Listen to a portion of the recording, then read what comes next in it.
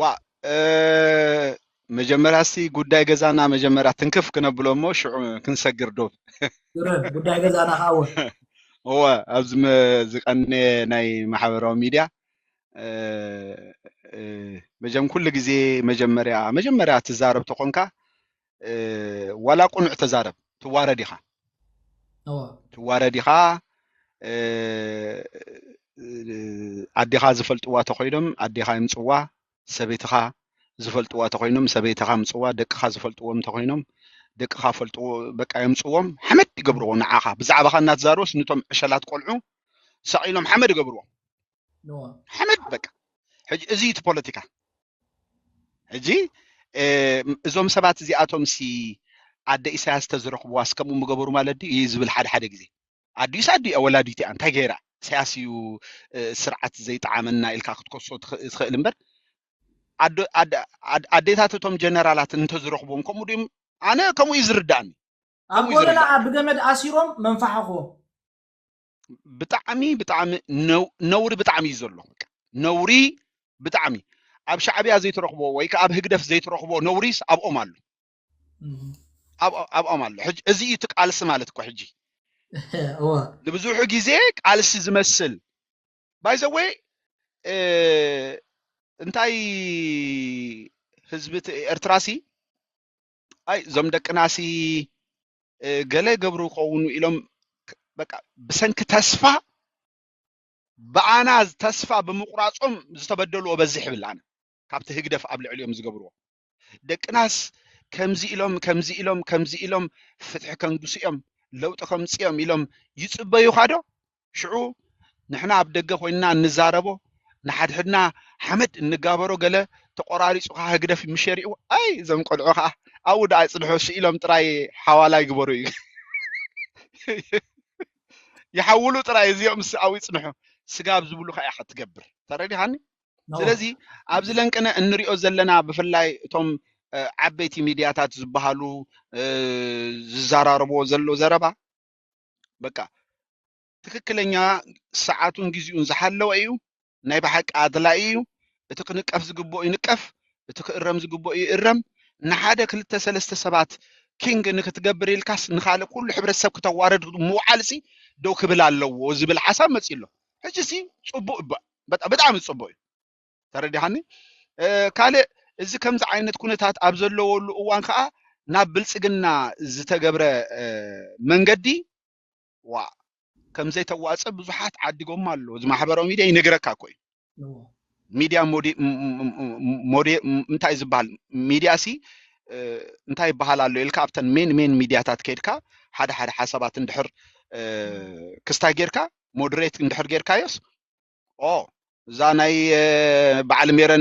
بعلميرون كتاتسي دارجا سبجزي والو كالي اترفسي أبزا ساعات تم كمان حشان الزبالة سوالو مبر أبزق أربع جزية خاء با مكايتو إرتراس مسولادي تهاجراسي حدا تكون مبر جل زبالو خاء اللو أبزلن كنايزي تي ولادي تهاجر تبهال زلها ميتا أزلا تشجرو كأسي حتى تقومتنا غلو غاس مسيفتم زبلا ده حنز غنا هاجرات كو خيكونسي مزمو تايم كازت صاغعنا كل غيزه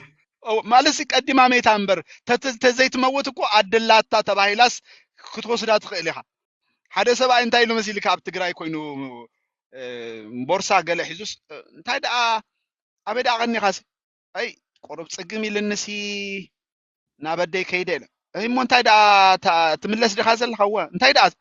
أدي ونسقي مواسنا بدي أخيدا صنيحتني هجي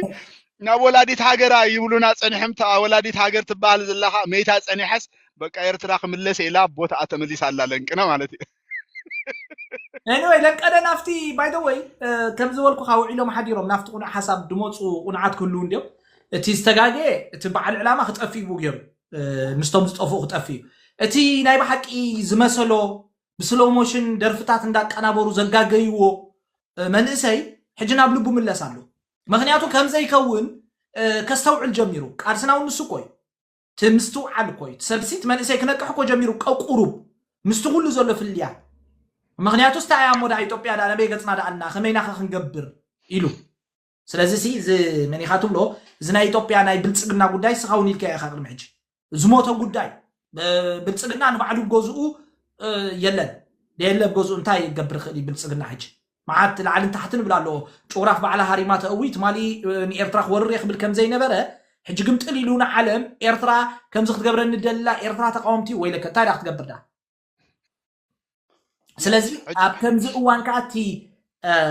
ክተት ድብል ኣምር ተዓይድያ እሱ ስቂሉ ዝመፀ ኣይኮነን ክተት አንጻር ኩሉ ብድሆታት ክንብል ከለና እንታይ ማለት እዩ አንጻር ኩሉ ብድሆታት ማለት እዩ ባይዶ ከቲቱ ጸንሕ ሰብ ክተት ኢልካ እንታ ኮይና ሓረቕ ዘብዞ ከቲቱ ቆይ ዘሎ ሶ ጥራሕ እንታይ እዩ ነቲ ክተት ሲ ናህር ወስኸሉ ጥራሕ እዩ ዋ እንታይ ሲልካ ካለ ካኣኮ ማለት ሲ ምሽ ኣብ ጎኒ ህዝቢ ትግራይ ከቲትና ኢና ከላሽን ሒዝና ኣይኮንናን ከቲትና ተዓጢቕና ኣይኮንናን ኣብ ሜዳ ትግራይ ወሪድና ኣብዛ ማሕበራዊ ሚድያ ወሪድና ሰላማዊ ሰልፍ ክገብሩ ከሎ ኣብ ጎኖም ንኸውን ነርና ገንዘብ ክዋፃ ከሎ ገንዘብ ነዋፅ ነርና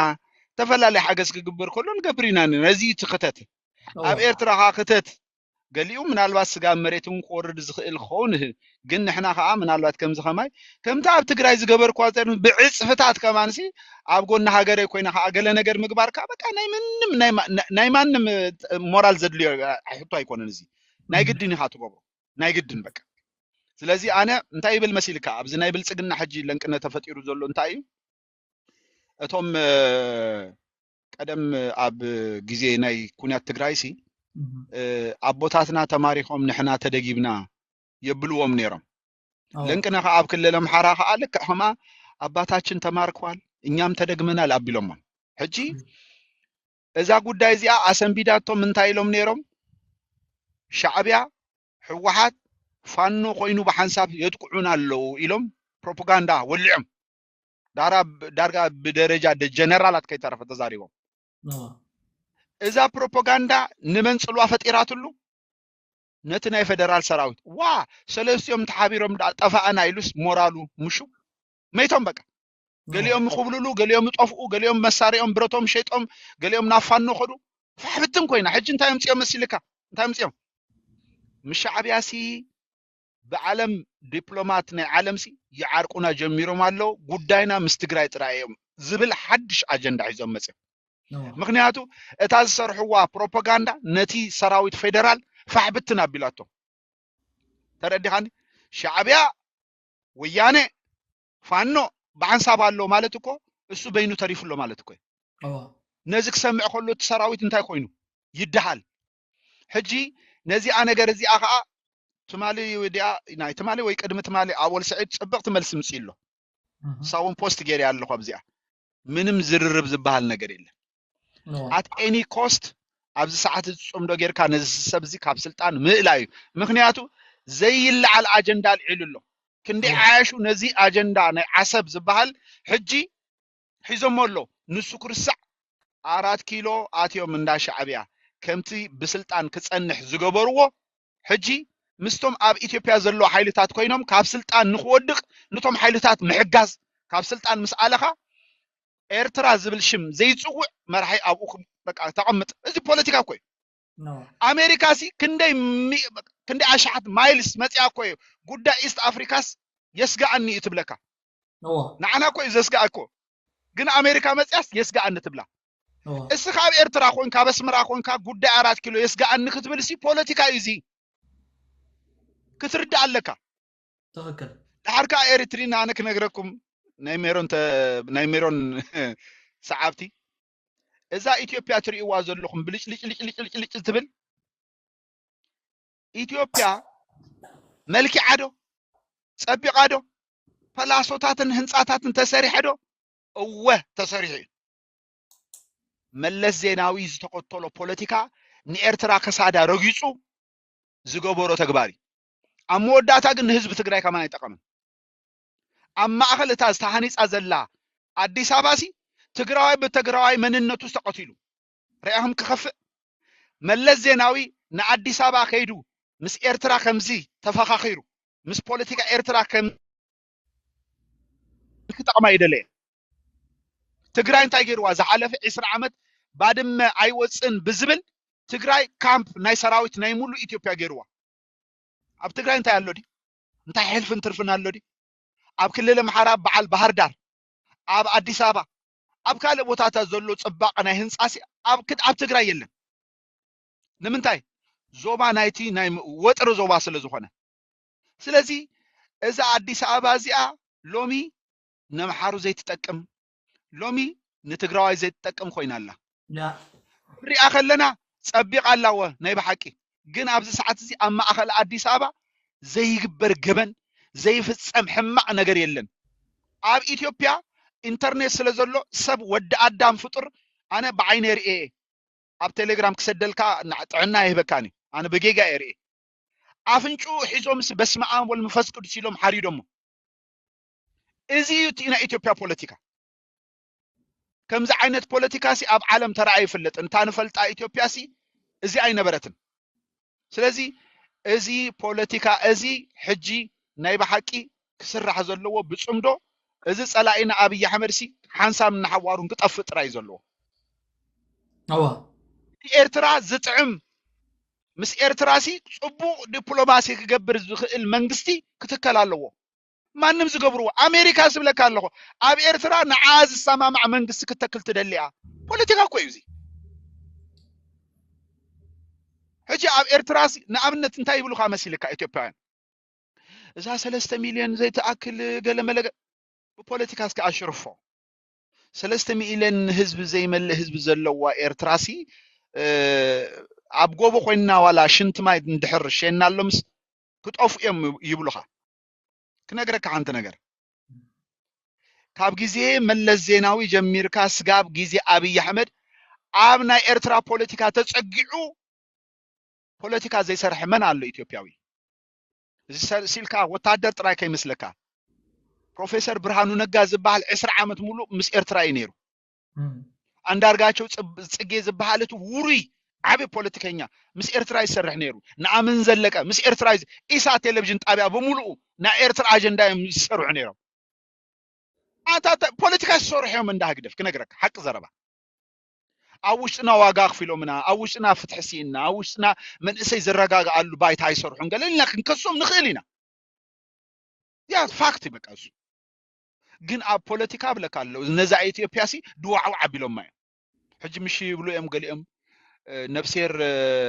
አልአሚንሲ ኢትዮጵያ ከይትፈርስ ክንሰርሕና ፖለቲከኛ እኮ እዩ ፖለቲከኛ በዓል ስልጣን ናይ ህግደፍ እኮ እዩ ከምኡ ይክብለካ እምበር ኢትዮጵያ ፋሕፋሕ ክነብለና ኢሉ ክዛረብ ትደሊ ኣነ ሓደ እዮም ሲ ከመይ እዮም ዝርዶም ኣይፈልጥኒ ናይ ብሓቂ ከይትወድቕ ሰሪሖም which ምስ ኣውዲቆም ማይ ሕጂ ኢትዮጵያ ዓቅሚ የብላ ትግራይ ናይ ትግራይ ዝሓስብ ኣምሓራ ናይ ኣምሓራ ዝሓስብ ክልል ኦሮሚያ ኻ ናይ ክልል ኦሮሚያ ዝሓስብ ኣብ መሬት ዘሎ ሓቂ እዚ ሕጂ ኣነ እንታይ ይደሊ መሲልካ ከም ሰብ እንታይ ትደሊ ተልካኒ ናይ ብሓቂ ግዚኡ ዝሓለወ ፍትሒ የድልየና ሕጂ ለውጥ ክገብረልና ውሽጥ ዓድ هو ሕጂ እታ ናይ ኢስት አፍሪካ ፖለቲካ ተሳሒባ ናብ ኤርትራ መጽያላ ሕጂ ናብ ኤርትራ ታ ኢስት አፍሪካ ፖለቲካ እንደ ተሳሒባ መጽያ ኤርትራ መሳርተ አሜሪካ መሳርተ ሕብረት አውሮፓ መሳርተ ቻይና ገለ ክትኮንያ እዚ ናይ ግድኒ ኩሉ ግዜ ናብ ዝሓየለ እዮም ሓያላን ሃገራት መለስ ዜናዊ ሓይሉ ስለዝነበረ ምስኡ ኮይኖም መለስ ዜናዊ ንኤርትራ አሰረለይ ተይሎም ንኤርትራ አስሩሉ ከም ዝግበረለይ ይገብሩሉ ነይሮም ሕጂ ግን የለን ተሓይሊ የለን ኣብ ሕጂ ተሓይሊ ኣብ ሰሜን አሉ ሕጂ ኣብ ውሽጥ ኤርትራ በቃ ወፈር ወፋራይ ሸቅል ሸቀላይ ሕረስ ሓረስታይ ዝብል ዘመን ከምጹልና እንደሊ በቃ ባይ ዘ ወይ ታ ለውጢ ውሽጥ ዓዲ ትብል ለመገድኻ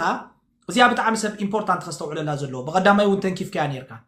ኣብ ውሽጥ ዓዲ ሰባት ኣለው ከም ዝበልካዮ ሰባት ኣለው ዝሃገር እዚኣ ወሊድያ ምናልባት ፍሊ ክልወና ክእል ምስቶም ሰባት ናይ ርእይቶ ናይ ሓሳብ ክጥቆምዶ ኣይጥ ኣብ ኤርትራ ዘድሊ ዘሎ ግን ከመይ ጌርካ ምስግጋር ኣብ ውሽጢ ዓዲ ይግበር እዚኣ ታ ኢምፖርታንት እያ ፖሊሲ ቼንጅ ዋላው ናይ ፖሊሲ ለውጢ ቀዳምነት ኩሉ ግዜ ንብሎ መንግስቲ ኣብቲ ኡስራት ምፍታሕ ዝብል ኣምር ናይ መጀመርያ ዕዮ ገዝኡ ክገብራሉ እዚኣ ወትሩ ንብላ ነባሪት እሳ ከይኮነት ከዓ ንህዝቢ ኤርትራውን ከኣምን ኣይክእልኒ ባይ ዘ ወይ እዚኣ ናተይ ማለት እዩ ኣነ ዝብሎ ناتي حسب تناي أسرات حطو عم معلبي خبتصح أواني حج بقو جميرنا أفتنا ترانزيشن جن ناي مسجار جن نزا هاجر زي أخذ سجاجر زخل إذا أب إيرترا زلوا ولدو تراحي إذا بإيرترا تريفو زلوا ولدو السو كما يجيرو أورجانايز كوينو نتهاجر ناب نيكست ستيب يوصل أتا أمود أتا تحطو حجي ولاون بقندو بزي زلعال ناي ريجيم تشينج جلز بحال مسرتو قدفو زموت حسب أب إيرترا زدلو وي بوليسي تشينج وي ريفورم كاب كلتيو حدي كلتيو سيميلاريت اللو قل تريفورم تن منيخات له بوليسي تشينج نازي آخ قبرو لنا ندى اليوم كعاتوش تعد زلو إذا بدك زلو انتاي كحجز يخل انتاي كقبر يخل انتاي دفعتو روحي انتاي ترى انتاي رول كتصاوت يخل ناز بدك زلو عقم زلو أكل دما ناي من مخارن أبدك أب الصراح دبلوماسي دما كم زساتف بمقبار نمن نتوم سب باجلا كم زساتف بمقبار نتوم سب عقمي نزا هاجر مستعم وسي عجتك خون زلو تزواج ون يزبل أنا what do you think يا أنا مولو أنت مسيلك نحنا كابتي حبرت سبنا كاب عدنا كاب سدرنا تبتيخنا كاب نوص almost 10 عامات غيرنا لنا تهزبنا أب ساعات سمعتو ترقتالبو نابرو علتاوي كله نطفتاتو من نفلطو ነገር የለም نحاده سب بتليفون ስለዚ عللكاي كله ነገሩ تفلطو ማለት አይኮን ሕጂ ማዕረክ እንደ ኢና ተፈሊና ዘለና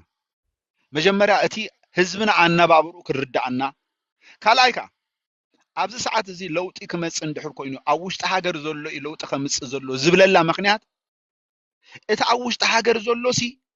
ነቲ ንሕና ክንጻወሮ ዘይከኣልና እሞ ብረትና ገዲፍና ሓጺልና ዝጠፋእና የጉዳይ ናይ ሃገሩ በቃ በዲሁ ዝሓለፈ ለውጢ እንድሕር ከምጽ ኮይኑ ንዑ ብዝምጥን መንገዲ ከምጻልካ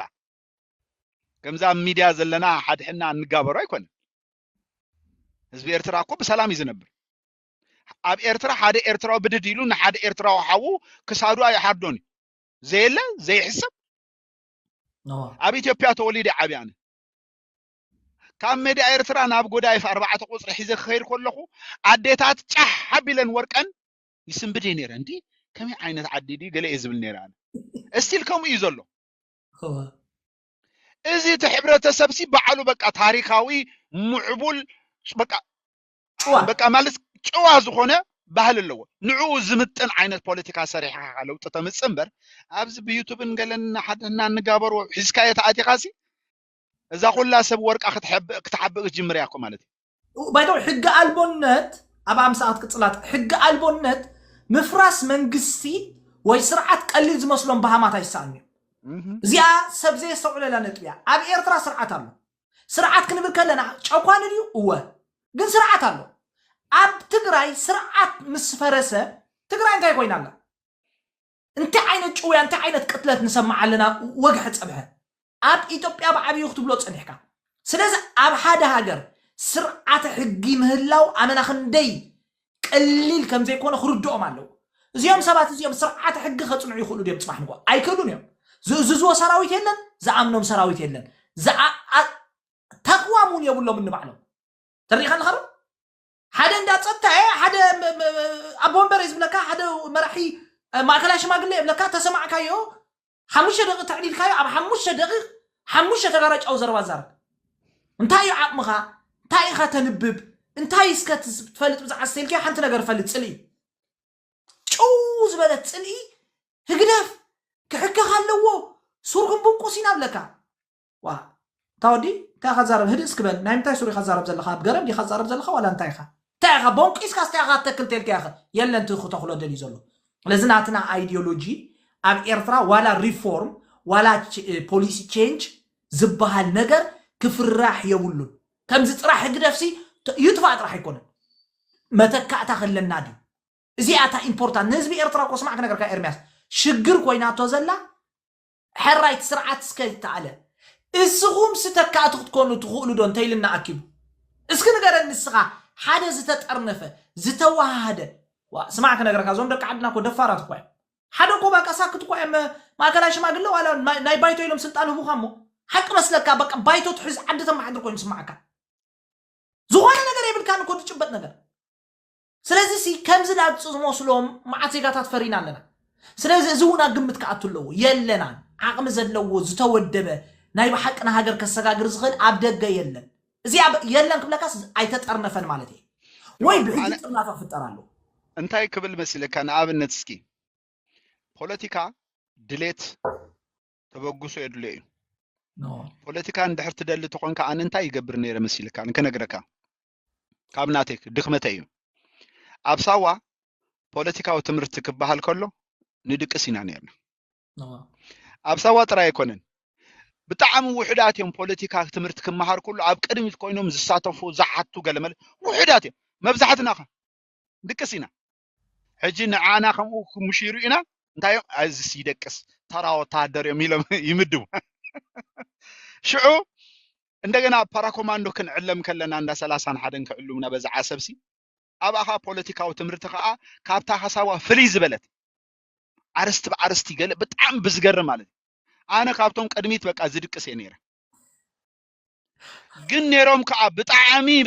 ዝካትዑ ብጣዕሚ ጽቡቕ በቃ ኣፍልጦ ዝሓዙ ገለመን ንዓኦም ግን ወሲደሞም ትበልድ ዲኻ ክንውዛዕ ከለና ወሲደሞም ካለ እንደገና ኣብ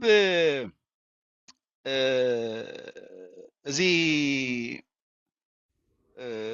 ናቅፋ ዝበሃል ዝወሰድዎም ክልተ ዙር ዝወሰድዎም ተምሃሮ ናይ ፖለቲካ ነይሮም እዮም ከማይ ነፍዒ ኩሉ ግዜ ወሲዶም ዝከረን ኣነ ዘለኹ ወሲዶም ፈልጥ እዮም ባይዘወይ በተዘዋዋሪ ኣብዚ ኣሜሪካ ኮይኑ እምበር በተዘዋዋሪ ትምህርቲ እንታይ ነይሩ እንታይ ይበሃል ገለመለ ብደንብ ዘረዳእኒ ሰብ ነይሩ ኣብዚ ዓዲ ኣሜሪካ ማለት እዩ ሰሚዐ ያታ ሕጂ ኣብኣውን ኣማእኸል ህዝቢ ኤርትራ ኖርማል ሲቪላዊ ናብራኻ እናነበርካ ከሕተ ዘይክእል ድላይኩም ሕተቱ እዩ ዝበሃል እሶም ከዓ ምልሱ እዮም ዝምልስዎ መልሲ ከዓ ዝገርም መልሲ ነይሩ ኣብኡ ከዓ ብጣዕሚ ንፉዓት ዝተባሃሉ ከዓ ወሲዶሞም እዮም እቲ መንግስቲ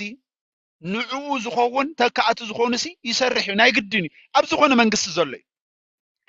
መንግስቲ ዘሎ እዩ ሕጂ ኣነ እንታይ እየ ዝብል መሲልካ እታ ኤርትራ ትበሃል ሃገር የመን ክትዓኑ ኣይዓነወትን ሱዳን ኣብ ክልተ ክትግማዕ እታ ተገሚዓ ዘላ ከዓ እንደገና ሕድሕድ ኩናት ክግበራ ከላ ኣብ ውሽጢ ኤርትራ ሕጂ እውን እንዳሓን እዩ ዘሎ ራእዮ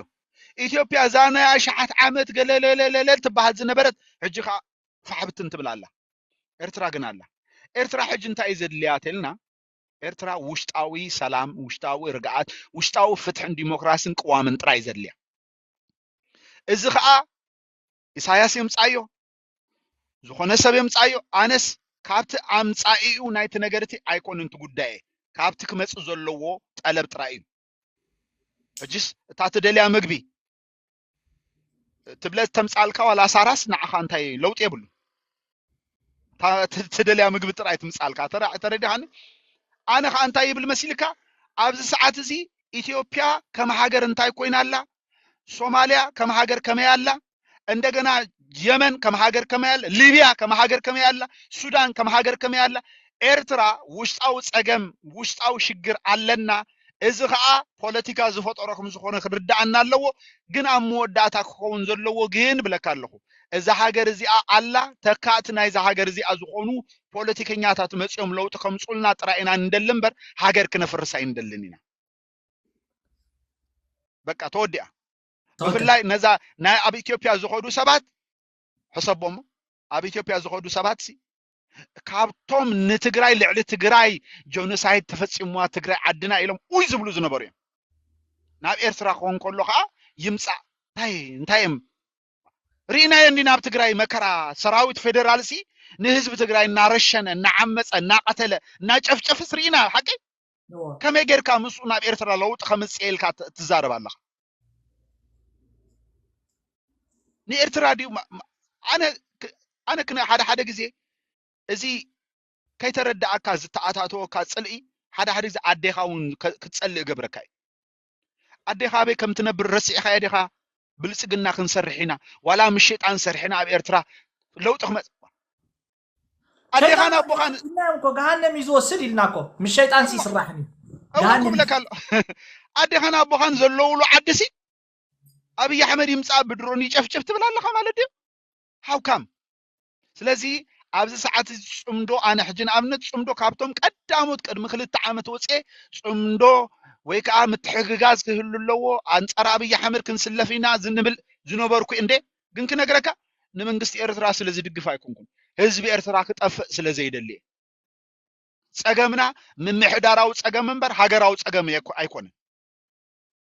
ራእየና እንዶ ንሕና ንኤርትራስ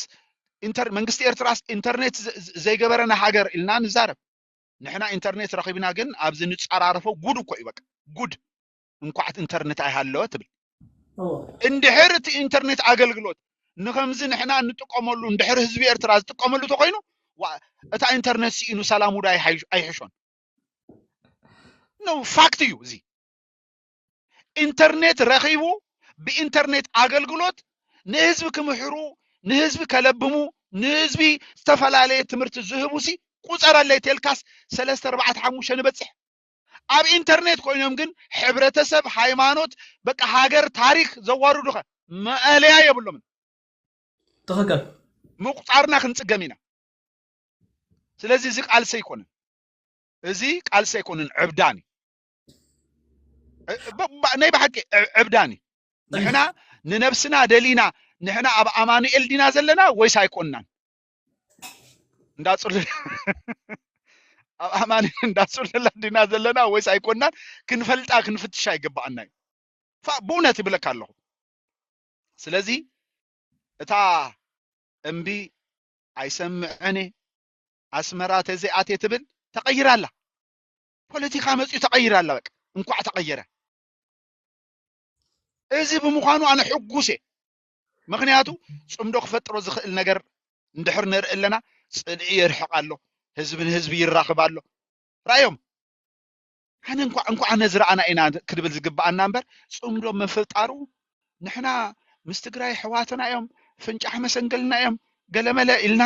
ክንጭድር ክንጉስጉሰሉ ዝጸናሓናስ ህግደፍ ምጽእ ኢሉስ እወ ሕዋትና እዮም እንድሕር ኢሉስ ሕዋትና ኣይኮንናልና ክንሃድም ዋ ሕዋትና እዮም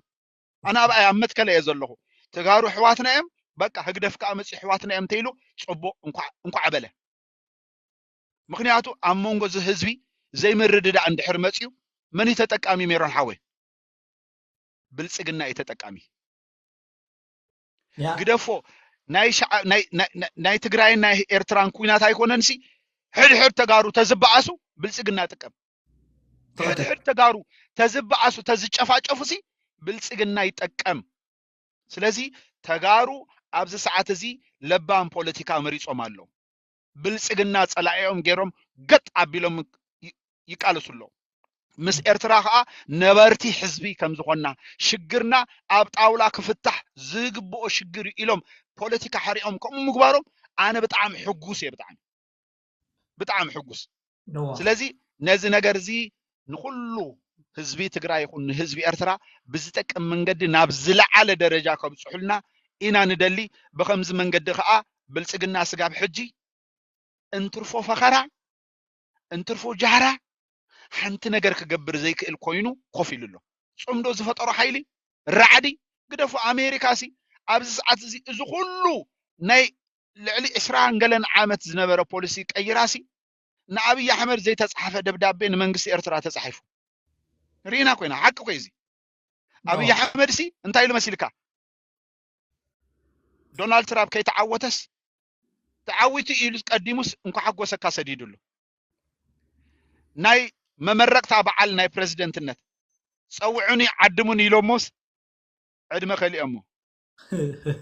ኣመወዳእታኻ ብግዜ ባይደን ዝተገብረ ማዕቀብ ብሰንኪ ትግራይ